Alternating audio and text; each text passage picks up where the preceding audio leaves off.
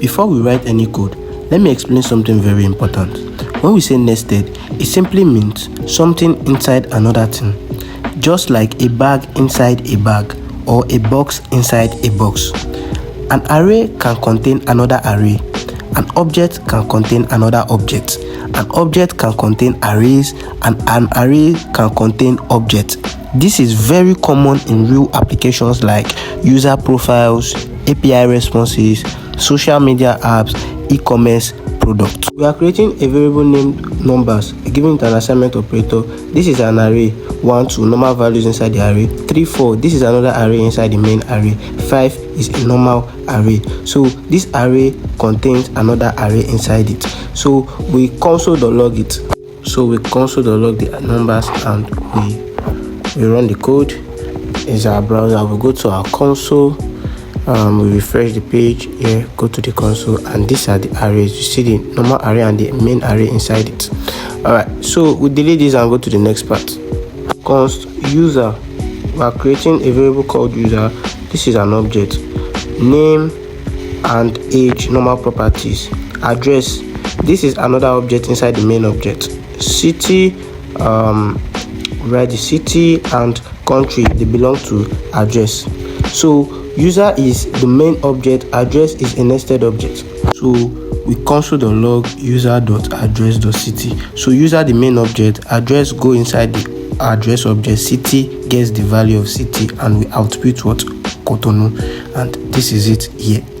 Alright, so we go to the next and we check, we do the same thing but bracket notation this time. Address, Cotonou, address and country, and you can see Benin. Very useful when keys are dynamic. So we delete this and move to object with arrays inside it. So yeah, student is the object.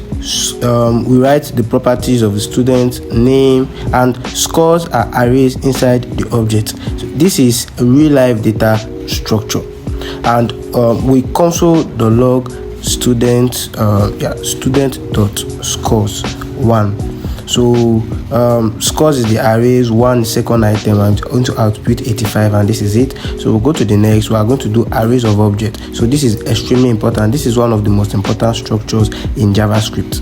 So the users is the array, and each item inside these arrays is an object. So we are going to create 3 objects inside these arrays. The first one has the properties of name, age. The second has the same property, name, age, and the third is going to have the same. And this is how APIs send data. Alright, so how do we access this, guys? So we are going to console.log it. So we are going to console.log user0.name. User0 is the first object, name is the name inside the object, and it's going to output piece. And we change the users to 2.age, and means the third user's age, which is 26. Alright, great. So we go to the next example. This is a deep nesting, right? Alright, so this is us creating our object, the username, the social is going to be a nested object again, and is in this social we have Twitter, and we are going to have links. So links is going to be an array. Alright, so we write the links here, github/peace and LinkedIn, and we write for the LinkedIn. So this is LinkedIn, yeah. Okay, so .com/peace. Okay, yeah, so okay, good. All right, so we'll try accessing them. All right, so each dot or square bracket moves deeper, and this is exactly how JSON data works.